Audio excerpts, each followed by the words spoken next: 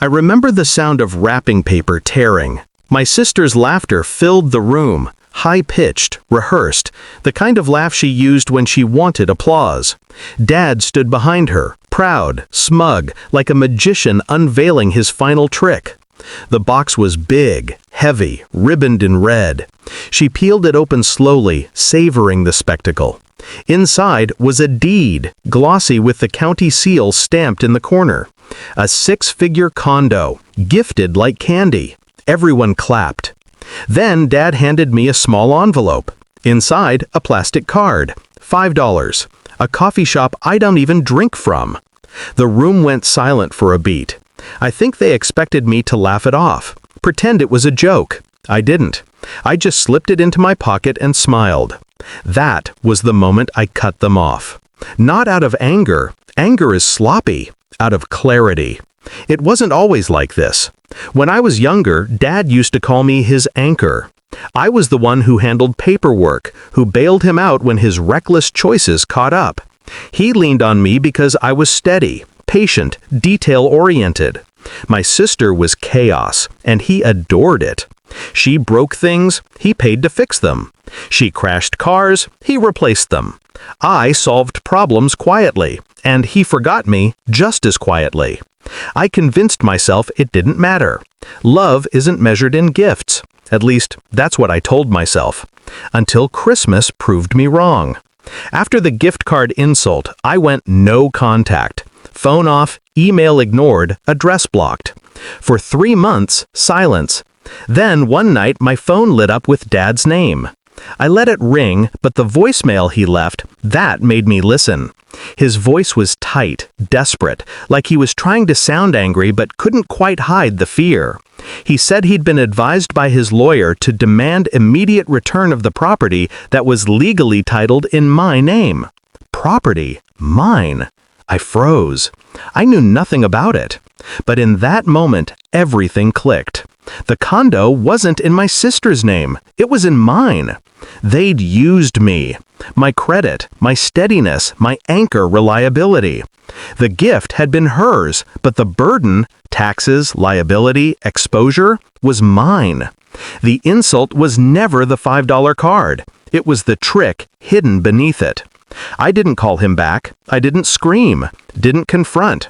That's what they wanted, a scene they could spin as me being ungrateful.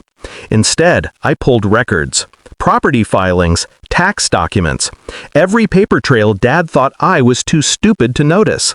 And there it was, in black and white, the condo's title, clean and clear, under my legal ownership.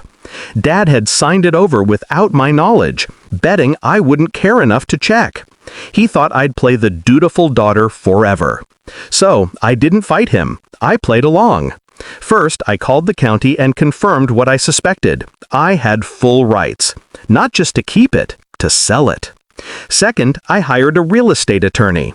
Not a flashy one. Quiet, efficient, the kind who didn't ask questions if your smile was too calm. Third, I listed the property. Cash buyers only. The market was hot. Offers poured in within days. By the time Dad called again, voice now breaking with panic, the sale was already in motion. He threatened. He begged. He even tried guilt. That was meant for your sister. You're ruining Christmas. I told him Christmas was already ruined. The closing went through on a rainy Thursday morning. The funds hit my account like a thunderclap. 6 figures, clean, mine.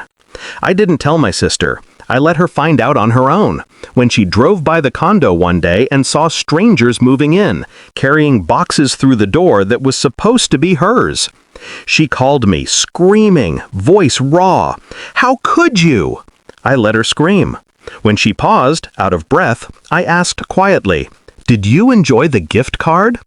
The silence that followed was better than any apology I would never get. Dad tried legal action, just like he promised. But the law doesn't bend for bruised egos. Every filing he pushed forward came back stamped denied. Every attempt at intimidation dissolved under the weight of his own negligence. In the end, he stopped calling. He stopped looking me in the eye, even in photographs my mother tried to force us into. He looked smaller, thinner, as though betrayal had aged him faster than time could. My sister never forgave me. That was fine. Forgiveness wasn't what I wanted. What I wanted was balance. For years, I had been the one in the background, steady, invisible, the anchor that kept everyone else from drifting too far. They mistook my silence for weakness. But silence is not weakness. Silence is strategy. Now, when I drive past the coffee shop that card came from, I sometimes wonder if I should frame it. A reminder.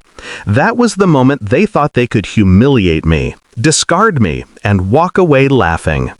Instead, it became the moment I walked away with everything they tried to hide from me. And the best part? I never even spent the card.